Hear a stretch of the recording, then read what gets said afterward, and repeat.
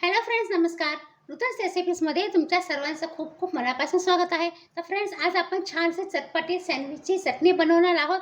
आणि ही चटणी सँडविच बरोबर तर छान लागतेच, पण त्यासोबत पराठा, इडली, डोसा, उत्तप्पम किंवा ढोकळा यासोबत पण ही चटणी खूपच छान लागते.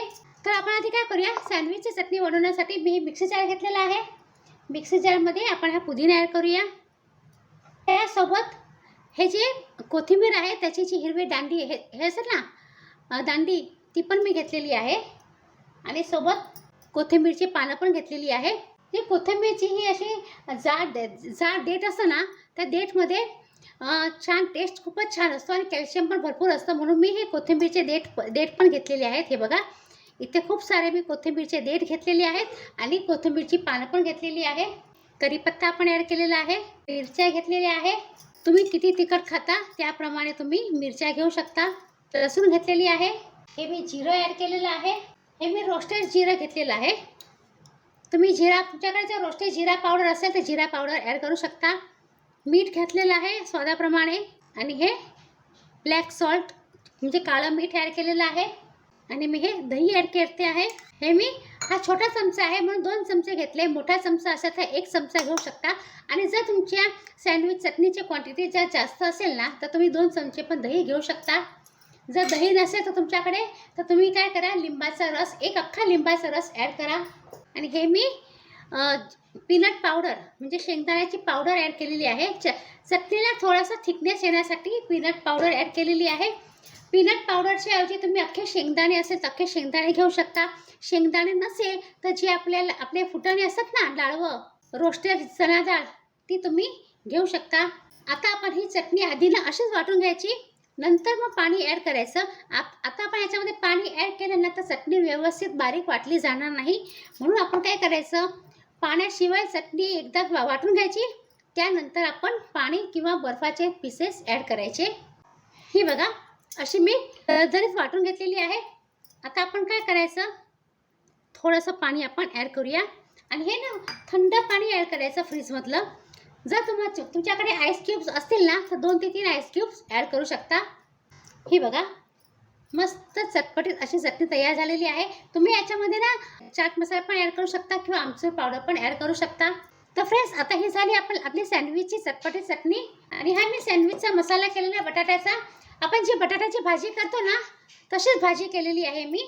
बटाटे आणि मटार, थोडेसे मटार पण ॲड केलेले आहेत ह्याच्यामध्ये. आणि आपण जशी पोटॅटोची भाजी करतो ना, पिवळी बटाट्याची भाजी, तशी बटाट्याची भाजी करून मी थोडंसं मॅश केलेलं आहे, कोथिंबीर वगैरे ॲड करून. आणि ह्या रेसिपीची लिंक मी ऑलरेडी आपल्या यूट्यूब चॅनलवरती दिलेली आहे. त्याची लिंक मी डिस्क्रिप्शन बॉक्समध्ये देऊन ठेवेन, तुम्ही नक्की तिथे जाऊन चेक करा. तर मी साईडला करते. तर मी गॅसवर तवा तापत ठेवलेला आहे. तर मी हे ब्रेड घेतलेले आहेत. आणि हे नाही, मी आटा ब्रेड घेतलेला आहे. तुम्ही कोणताही ब्रेड घेऊ शकता, मल्टीग्रेन ब्रेड, व्हाईट ब्रेड, कोणताही ब्रेड तुम्ही घेऊ शकता. आता आपण जी ही चटणी केली आहे, ती चटणी आपल्याला सँडविचवर लावायची आहे. तुम्हाला पाहिजे तेवढी तशी लावू शकता, कमी जास्त. मी दोन्ही ब्रेडवरती चटणी लावते आहे. तुम्हाला जर एका ब्रेडवरती चटणी आणि एका ब्रेडवरती टोमॅटो सॉस वगैरे लावायचं असेल ना, तर तसं पण तुम्ही लावू शकता. तशी भाजी ठेवूया आपण. आणि ही भाजी तुम्हाला जशी आवडेल तशी कमी जास्त तुम्ही भाजी लावू शकता.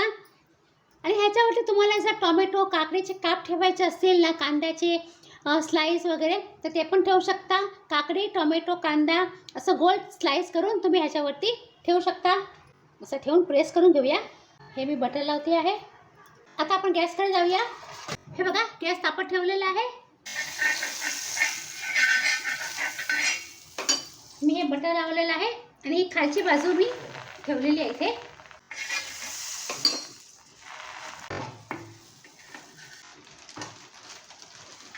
हे बघा, मी टर्न केलेलं आहे. दोन्ही बाजूनी छान असं गोल्डन ब्राऊन. तुम्हाला असं कमी शेकलेलं आवडत असेल तर कमी करू शकता, किंवा असं जास्त शेकलेलं आवडत असेल तर त्याप्रमाणे तुम्ही भाजू शकता. आता मी इथे सर्व करते आहे.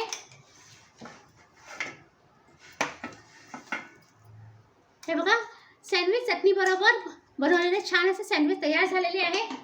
तर हे बघा फ्रेंड्स, छान मस्त चटपटीत अशी सँडविचची चटणी तयार झालेली आहे. तुम्ही जर एकदम बनवून ठेवली ना तर आठवडाभर चांगली राहते फ्रीजमध्ये. आणि हे सँडविचेस बनवलेले आहेत. तुम्ही या सँडविचमध्ये चीज पाहिजे तर चीज पण ॲड करू शकता, पण मी सिंपल सँडविच बनवले आहेत. आणि ही चटणी नुसत्या सँडविच बरोबर नाही, पण आलू पराठ्याबरोबर किंवा इडली डोसा खमण ढोकळ्याबरोबर पण खूपच छान लागते. तुम्ही नक्की ट्राय करा ही चटणी. आणि पुदिना आहे, म्हणजे उन्हाळ्यात पुदिना खूपच चांगला असतो आपल्या आरोग्यासाठी. तर तुम्ही नक्की ट्राय करा. आणि फ्रेंड्स, तुम्हाला चटणी जर ही रेसिपी जर आवडली असेल तर नुतस रेसिपीजला लाईक करा, शेअर करा आणि सबस्क्राईब करा. सबस्क्राईब करताना बेल आयकॉन नक्की प्रेस करा. त्याच्याने मी जी पण नवीन रेसिपी आणि छान रेसिपी अपलोड करेन ना त्याचं नोटिफिकेशन तुम्हाला लवकरात लवकर मिळेल. तर फ्रेंड्स, आता आपण पुन्हा भेटूया अशा छान रेसिपीसह. तोपर्यंत बाय. आणि हा व्हिडिओ पूर्ण बघितल्याबद्दल तुमचा खूप खूप धन्यवाद.